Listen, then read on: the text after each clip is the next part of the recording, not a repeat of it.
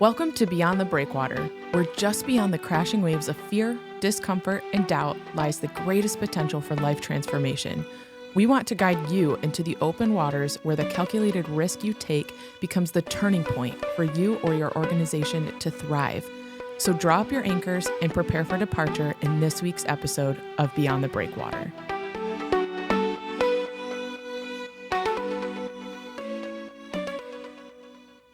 All right, welcome back to Beyond the Breakwater, and we are taking you beyond the breakwater. If you've been along with us in this journey so far, we've been talking through some really crazy things that have just instilled a lot of fear in us. And as you're listening to some of the big ideas we've had, and by we, I mean, I'm Lyndsay and this is Ed. But just to kind of give a light to that, like we are a church that started a grocery store. We are a church that started a healthcare clinic, that started an auto garage. And I'm not saying that to say like, look at us, but it's like, this is crazy. This has come with a lot of steps along the way. We didn't just go from point A to point B. We went from A to Z, and we experienced every single letter along the way. Right. And so I think today we kind of just want to talk about, as you've been listening, you may have had some ideas, what to start. Maybe you want to start a ministry. Maybe you want to do something differently, and you have that fear. Like I said, we have been there. We've been A through Z and all of the subletters in between. And so we want to talk today about what it looks like to have the grit to push past those fear, how to kind of step out from being paralyzed by it. So Ed and I had a couple pastors visit the past couple days. So these are people who are listening to the podcast. They wanted to come visit our ministries and see what they could do. If you know a pastor, I think we're going to give you a little bit of insight as to what they might be feeling and some of the fears that they're having that they would never otherwise vocalize. So Ed, what did you see from the past couple days with conversations with these guys? Yeah, it was really a great conversation. They were with us for 2 days. We had all day with them to present and then take them around to just show them the models and all the different ministries so that they could start really dreaming in their own location, like how is God leading them? And I think that was actually one of the most precious things is that one of the pastors got up early in the morning and started writing down some ideas on where he thought God was leading him in the context of his own culture and his circumstances where he was from. And that was really golden. And we wrapped it up. And so we had our final session and it was 12 o'clock. We wrapped it up and I was ready to go. And then all of a sudden, one of the pastors started to talk about he really wanted the real scoop. Like everything seems easy for you guys. It seems like this was a cakewalk and everything just went really well. And it was an amazing, we probably stayed for another hour and a half past the session, getting very real with them. And pastors are, I'm sure it's no different for other people and business people. The stakes are high for whatever they're doing. But I want to take this podcast and talk just a little bit about a pastor's fear. Because it's a little bit different for a pastor because it's not just a business deal. Your heart's in it. Your faith is in it. It's not like, hey, do we buy this or not buy this? Do we buy this business or not buy this business? If it fails, so what? Your faith isn't part of it. Your church isn't part of it. And I think in a lot of business deals, maybe God is not even part of those decisions. It's different for pastors because it goes very deep. And there's this fear. So maybe I can just list for you some of those fears, and we even talked about those yesterday. I think one of those fears is based on a pastor's own life. We're sinners, just like everybody else. But there's sometimes a fear in us like, will God be so disappointed in me because of my fears that God will never ask me to do anything? And so there's this time that we have with God, like, God, I want to be used by you. I'm sorry for my sin. Please wash it away. And we know the right thing. We know God washes it away. We know God forgives us. But there's this fear of, did you wash it away enough that you're going to give me an opportunity to really serve you? And are you going to call me to something greater than what I'm even doing now? And so there's this check in our life of God, if something's in my life, boy, help me eradicate it. But if I'm struggling to eradicate it, are you going to give up on me? Are you going to leave?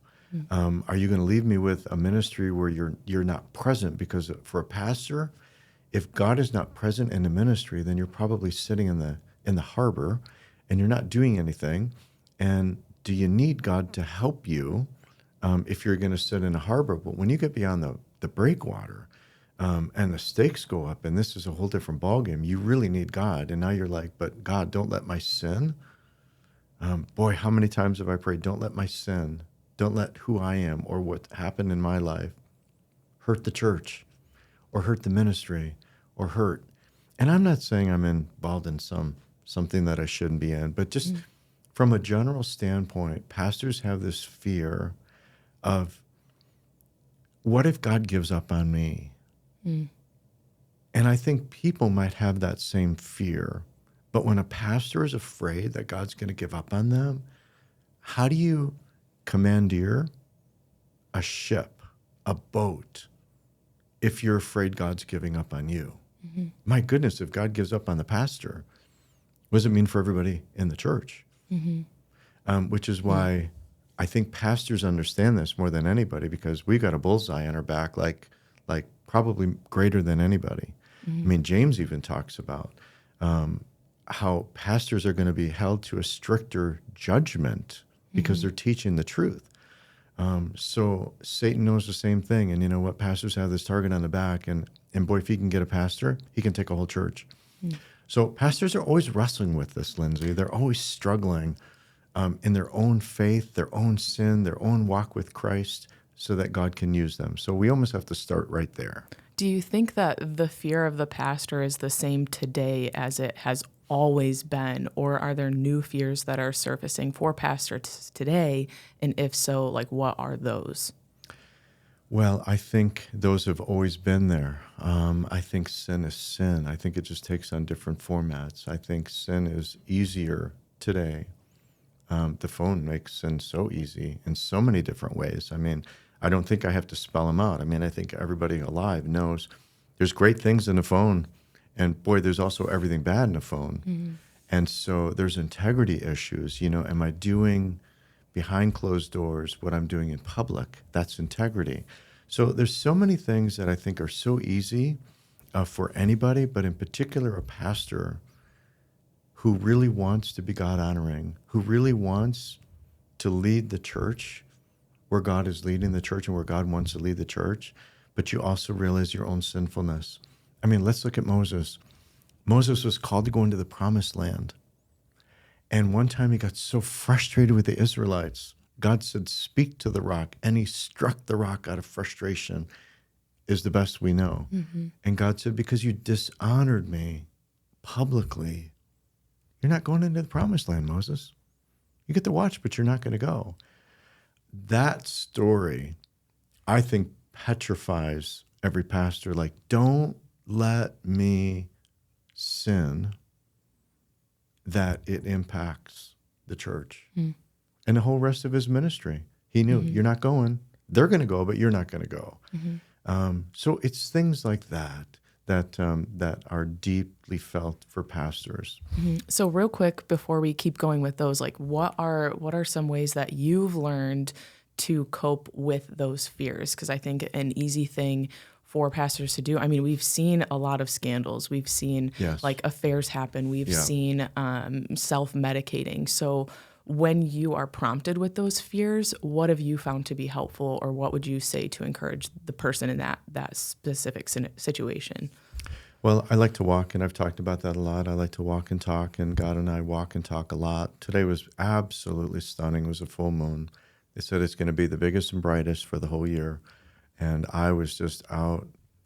It was so bright. But it was just that time that you have to God to say, can we talk? Can we be honest?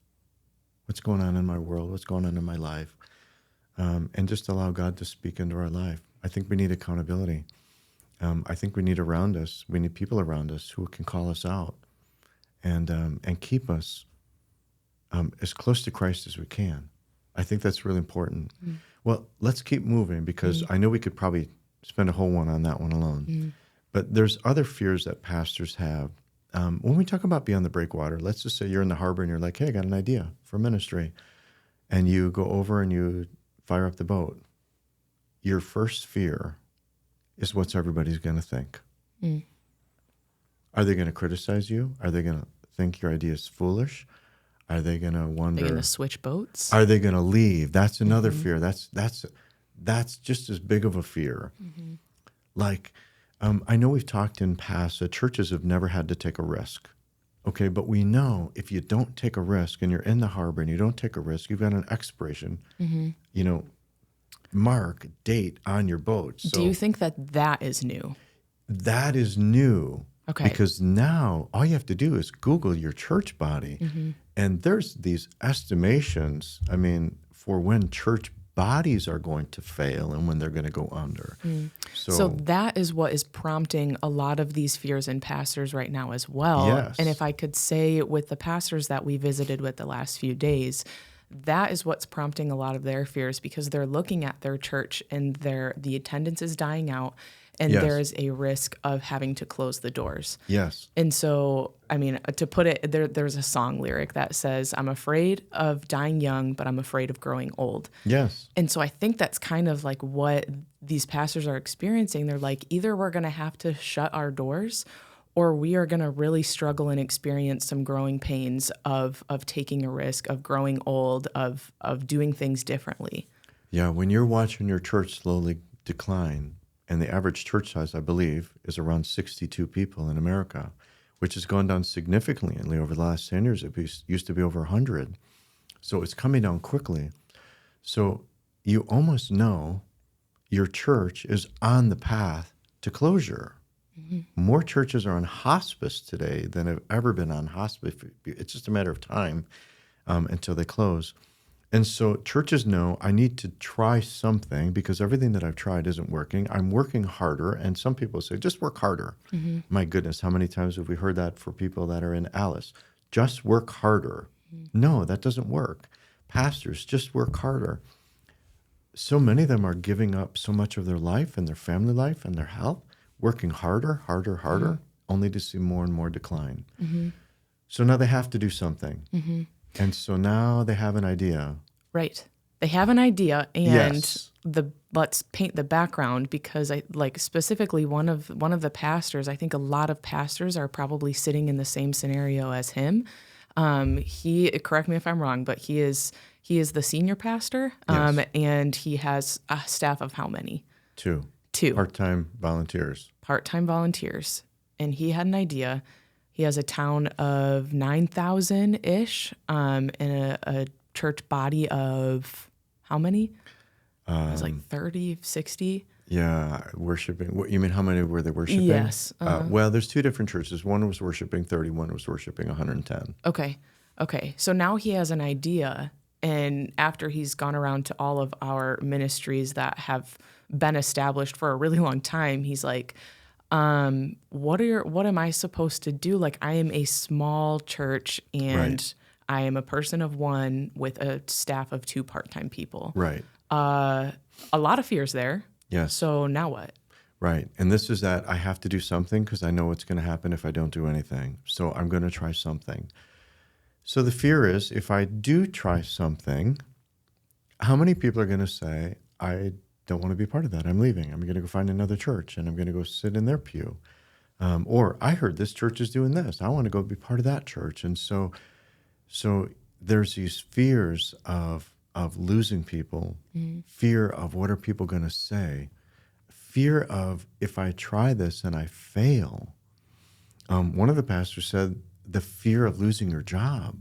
Like, if I take a risk and it doesn't go well and the church folds, I just lost my job. I lost my livelihood. I have nothing. Mm-hmm.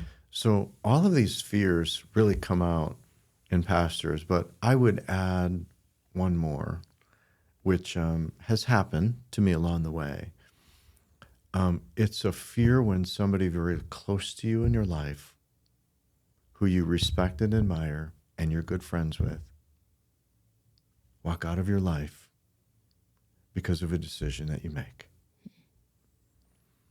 I don't think there's anything that cuts deeper in terms of a pastor that I thought we had a friendship. I thought we had this amazing relationship, and we've been walking together for years or a decade, and a decision is made, and then they walk out of your life.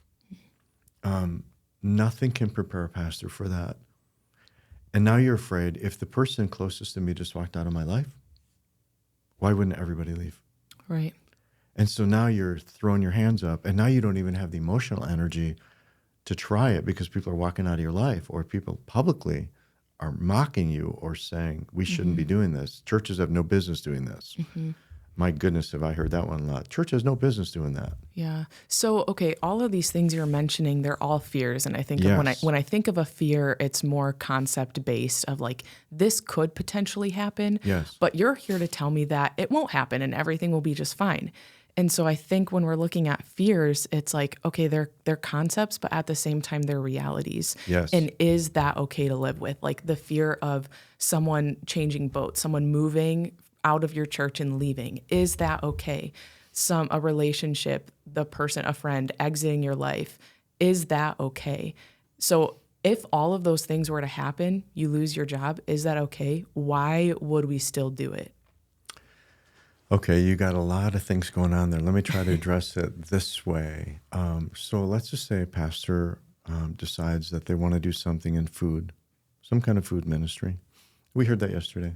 They're doing a food ministry, serving 200 meals a week, which I thought was absolutely incredible. What a great ministry. They had a kitchen not being used. They decided to do a meal ministry, and they're cooking 200 meals a week. Love it. That was awesome. But imagine if you threw that idea out and you got pushback and you got like, why would we do that? Who's going to do that? We don't have the money for that. You mean we're going to get our nice, new, clean kitchen dirty? And we're going to cook for people? Will they even be grateful? Will they pay for it? What if we run out of money? What if, you know? So now this is where grit comes in, that the pastor has to. This is the hardest thing. So if I would bring people into my little world as a pastor, you have to make a decision. Is the mission what God wants you to do? If it's just a cute little thing that our church is going to do with no mission, don't bother. But if you're discerning like God is moving the church beyond the breakwater, and that meal ministry that we heard, they're making 40 home visits a week. And I loved it. That's beyond the breakwater. That's going to visit people, 40 people in their homes every week with a meal. Amazing. You see, there's mission there.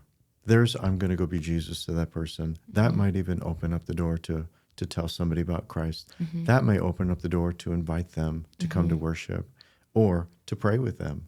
So somewhere along the way, you have to decide, is this missional? Is God calling us beyond the breakwater? And if he is calling you there, here's the hard part. People start getting disappointed and they start leaving you. I think this is the hardest place for any pastor who has an idea of missions, because do I keep the church happy and don't rock the boat? Or do I fire the engine up knowing that I'm going to disappoint people that I care about and care about me, and I'm going to disappoint them? They're going to leave. They're going to go to another church. And then I'm going to be left with fewer people to be called into the mission of God. And we've been there, Lyndsay. We've been there, and I've been there on a number of occasions. Sometimes it's cost me my job. Yeah. And sometimes people have left the church, sometimes in droves. And this is what they always say: we want our church back. I know what they're saying. They want the Harbor Church back. They want things the way they were. They want this great party boat club. And yet I don't know one pastor that's called to a club. Yeah. And whose church is it? It's Christ's church. And he's calling us to go save the lost, seek and save the lost. But as soon as you make that decision, or you say to God, I want to follow you beyond the breakwater. Is there anything in my life that's preventing me from doing it? Let me eradicate it and confess it and change. Then I want you to lead me out. Fear bubbles up. The what ifs. Yeah. And they're real what ifs. It's not a matter of if. It's usually a matter of who and when are they going to walk out of your life. wow, that's the hardest thing for any pastor to deal with. Yeah. So real quick, you gave an example of pursuing a ministry that like this is what God has for you because it's on mission with God's mission. What is an example? Like, have you had to decide anything where you're like, oh, I don't think that's God's mission? Because I think some pastors might be having some ideas and they might be at this point of deciding, like, is this what God has for me or is this a distraction? Yeah, okay. I thought you were going to go to a different direction, but let's go to that question real quick. If you're trying to discern if God is leading in this ministry, I think there's a couple things we have to try to discern. Is God asking for obedience on my part? Something that doesn't really make sense. Maybe it's just like God saying, will you do this? Because if you won't, for example, you're in a restaurant and God just taps on your shoulders and go up and ask that person if they need prayer, and you're petrified. And you're like, I'm not doing that. I'm not doing that. That's crazy. That's a crazy thought. I'm not going to do that. Mm-hmm. Okay. See, there's a simple obedience thing. So pastors go through this whole training process. God will start to lead us in the small things that nobody ever knows about, like, will you do this? Mm-hmm. Will you do this? Will you do this? And what he's doing is he's in training. We're in training. And so finally it's just like, yeah, I'll do that. Mm-hmm. Yeah, I'll make that phone call. Yeah, I'll go meet with that person. Yeah, I don't know why I'm doing this, but I feel like you want me to go do that. So he doesn't start with the big thing. Mm-hmm. He starts with the small thing. So I would tell every pastor, look for those small things and start asking God to show you what he wants you to do so that you can be obedient to him and then go do those things. And here's a simple example of that. I like to work on cars. It's no wonder we have a garage. I always keep my tools in my car so that as I'm driving on the road, driving on the highway, and I use a GPS thing that always tells me where there's a car coming up in a half a mile, like car on the shoulder. Every time I come up to a car, God, do you want me to stop? Mm-hmm. You want me to help that person? You want me to keep going? What do you want me to do? And many a time I will just go, oh, they're changing a tire. I can see them struggling, and I pull off and I go help. And other times you're like, no, somebody else is helping them. So I think here's a lesson for that. I think we have to be ready. So God, help me to always be ready. Mm-hmm. Interruptions.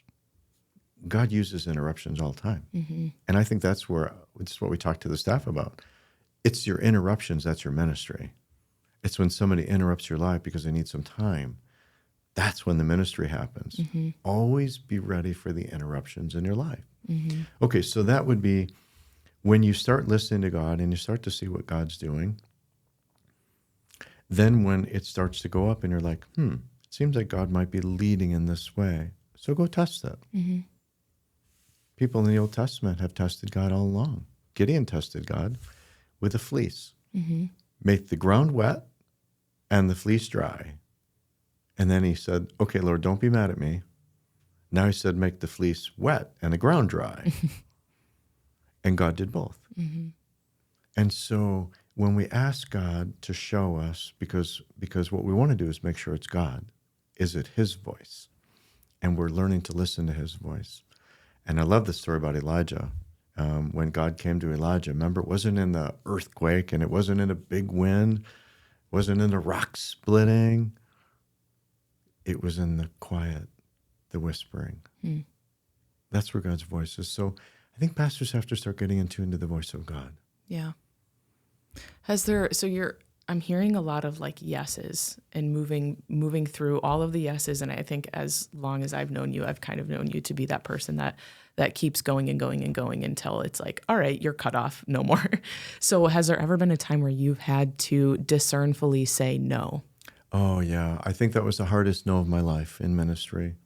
I've been in ministry for over 3 decades, and God led us to open up a coffee house back in 2010.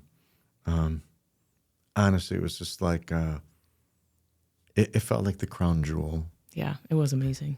Over 75,000 people came through that coffee house. We were just privileged to be able to start it. We didn't have the money for it. I mean, that's okay. I know that's a whole different topic. We couldn't do it. We didn't know how to run a coffee house. We didn't know how to do that. Anyways, long story short, we started a coffee house. And fifth year in, running amazing life changes, impact. We were watching marriages change. We were watching people study the scriptures. And it was a place for homeless people that they would come during the day, and people in recovery would sit at the bar shaking, and ask for coffee. And then when they were good after an hour or two, then they were like, okay, I'm good and I can go. Every day, story after story after story of life change in this coffee house. And then our rent went up 57%. Wow. We were already struggling. It was a cost of ministry. It wasn't breaking even. It was costing us. And all of a sudden, the cost went up significantly. We couldn't understand it because it was a slow time in the economy. It was 2015. And everybody, all the other landlords on Main Street were lowering their rent to keep their renters. And our landlord went up 57%. So we began the process of God, we can't afford this. So either you're going to have to change business model, you're going to have to generate more revenue, or, which we couldn't imagine, was God saying, close it. So I began to seek counsel. Anybody who would ask, I would just say, what's your opinion? What do you think? What do you think God's doing? Well, we got to a point that nothing was changing. We could see under the new model, it was going to be an anchor that the church was going to have a hard time funding in the future. So the landlord was in California and we're in Michigan. And so she had a lawyer that she had hired. And so I was communicating with the lawyer. And the board got together and the board prayed extensively over this. And we came up with a date and a time that if the landlord would lower it, even $1, then we would know that God was saying, I want you to stay. If he raised it or kept it the same, then we were supposed to close. Well, the first time the board said, maybe God wants to close it, I was not a happy guy. Like, you got to be kidding me. There's no way. There is no way we're closing this thing. God is doing too much work. There's no way he's going to close it. Well, that date's approaching, and I'm calling the attorney every other day. Can you just lower it? $10 a month? Can you $50 a month? $100 a month? Can you? 1 penny, and we'll stay open. A penny. Yeah. And it was going up to that day and that hour, and I'm begging God, and I'm like, God, please, please, please, please don't close the coffee house. I got to have something. And that was our litmus test. Well, ultimately, the way that our polity is at the church, it came down to my decision. So I was honoring the board, and I believe that the board was right, and that we all agreed this fleece. But as the time was coming closer, I started negotiating with God. Well, can we just keep it open a little while longer? And it was one of those obedience things. And I remember getting on the phone, at 11 o'clock with the attorney and saying, please, we have 1 hour till we make our final decision. No. I remember calling him at 11:58. And I said, I'm begging you, can you lower it $1? Nope. The owner said, this is the rent. The clock strikes 12. It's like a Cinderella moment. Yeah. Clock strikes 12. I'm heartbroken. And I said, well, then I'm obligated to tell you we're out. We're closing shop. 11:01, he says, 12:01. What? Yeah. 12:01. What? I said, what didn't you understand? I thought you were bluffing. I said, I told you at 11 o'clock I'm not bluffing. And he said, I thought you were bluffing. I can lower your rent. So did you go for it? No. We closed it. We started the process of 2 months of closing it. Now, this is where God, in his divine wisdom, so incredible. Later on in that summertime is when we actually had, some of you might remember here in the podcast, we started the food ministry we were giving tips from the tip jar from the coffee house. And it was just a few months after we closed it that God put it on our heart to start a grocery store. So we were like, interesting. And then my prayer was, God, let somebody else run a coffee house. And we don't have to do it. Let somebody else in town pick up where Journeys ended and run the coffee house. And ironically, where we're doing the podcast right now is we are above the coffee house that started back in 2016, I think it was. And they started it here. So we didn't have to do the coffee house ministry. Somebody else did it. God moved us to something else. But Lyndsay, this is what's amazing. And this was hard for me. It's still hard for me. I still want to ask God why we couldn't negotiate it down. Why did somebody else have to do this? But the flood happened. And it closed Main Street, and every place on Main Street took on water. We had a basement. Wow. We had wood floors. That would have sunk it. It would have sunk it. It would have been a $100,000 bill to just get the floors redone.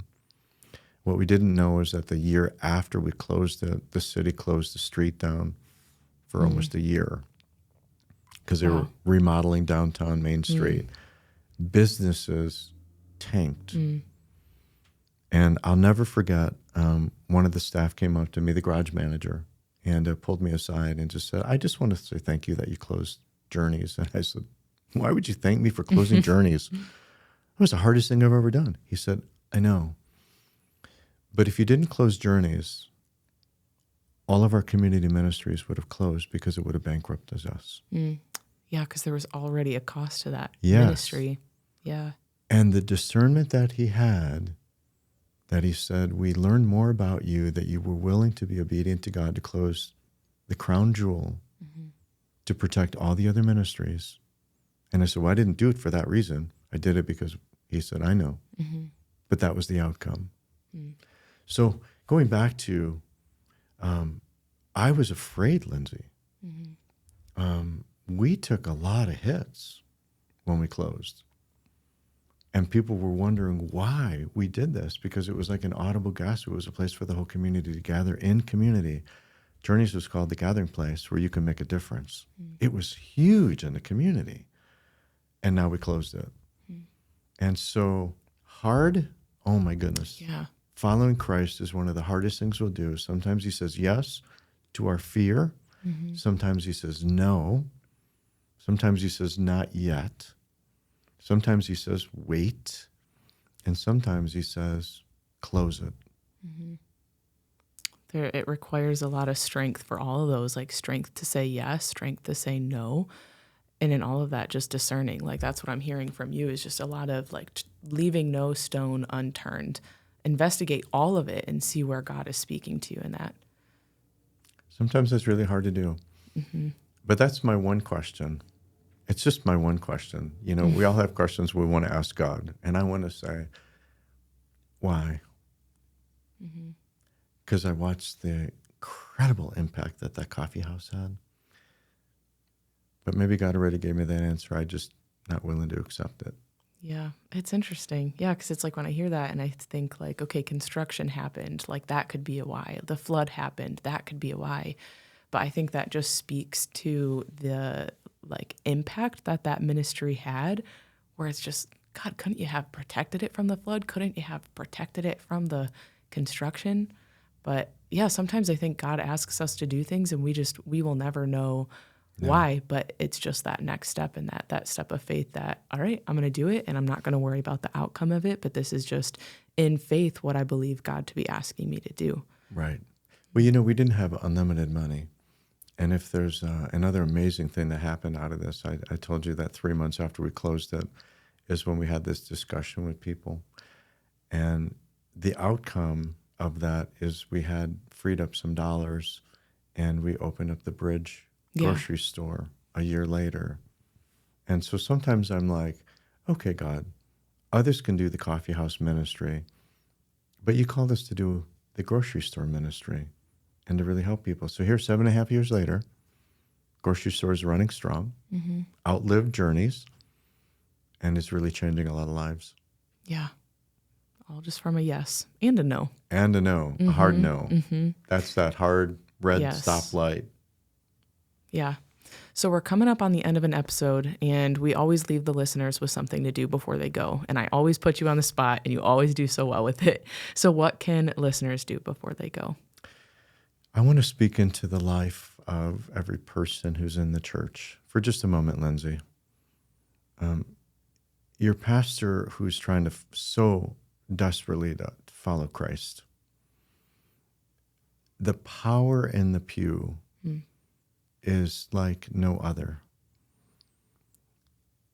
They'll never know, people in the pew never know what's going on inside my heart and my mind, how I'm wrestling with God, how I'm trying to listen, I'm trying to be obedient. They don't know that.